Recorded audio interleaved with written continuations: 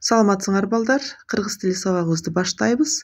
Биз бүгүн силер менен төл жана бөтөн сөз боюнча бир аз практикалык сабак жүргүзөбүз. Алгач төл бөтөн сөздү эске салып алалы. Төл сөз бул автордун сөзү жана бөтөн сөз башка бирөөнүн сөзү. Мисалы, даанышман мындай дептир: бекерчиликтен адам шайкелеңдикке барат. Шайкелеңдик болсо адамдын тынчын алат. Бул сүйлөмдө тырмакчанын ичиндеги турган сөз бул бөтөн сөз, ал эми анын сыртындагы бул төл сөз болуп эсептелинет. Бөтөн сөз бул экиге бөлүнөт, билесиңер, тике сөз жана кыйыр сөз. Тике сөз бул башка бирөөнүн сөзү өзүнүн грамматикалык тутумунда эч өзгөрүүсүз айтылат. Таза баля эми боло турбайбы деп Эдигейдин эсеңгирей баштады. Бул жерде тырмакчанын ичиндеги сөз эч кандай өзгөрүүгө учурабай берилди. Кыйыр сөз башка бирөөнүн сөзү өзүнүн грамматикалык тутумунан өзгөртүлүп, бирок негизги ой сакталып калат. Муну биз тырмакчага албай жазабыз. Жанагы эле тике сөздү биз кыйыр сөзгө айландырдык. Таза баля эми боло тургандыгын Эдигей айтып, эсеңгирей баштады.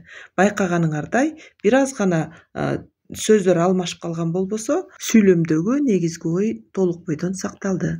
Төл бөтөн сөздөрдү, тике жана кыйыр сөздөрдү бир аз кайталап эсибизге түшүрүп алдык. Анда эмесе ушул алган билимиңер боюнча төмөнкүдөй жазуу иштерин аткарууга аракет жасайбыз. Бул жерде берилген сүйлөмдөрдү тике сөзгө айландыргыла дейт. Бул болсо туура жообу, текшерип алгыла. Ал эми бул жерде кандай сөз катышты деди? Таптыңар болуш керек, бул тике сөз болчу. Ал эми кийинки сүйлөмдү кыйыр сөзгө айландырат экенсиңер. Ар бир сүйлөмдү тапшырманы дептерге жазып туруп анан иштесеңер, өзүңөргө дагы чоң практика болот. Бул жерде туура жообу турат, салыштырып алгыла. Ал эми бул кандай сөз? Тапкан болсоңор, албетте бул жерде тике сөз катышыптыр. Андан кийин ушул тике сөздү кайра эле биз кыйыр сөзгө айландырабыз. Жообу турат. Бул жерде болсо сүйлөмдөрдү окуп, төл жана бөтөн сөздөрдү ажыратып чыккыла деди. Ажыратканга аракет кылып көргүлө балдар. Эми балдар, алган билимиңерди тесттик тапшырмалар менен дагы бекемдеп көрөлү.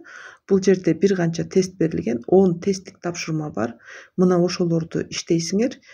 Биринчи тесттик тапшырмадан кийин дароо эле жообу кетет, экинчиден кийин дагы жообу кетет. Демек, ар бир тесттик тапшырмадан кийин жооптору жашыл менен белгиленип берилген.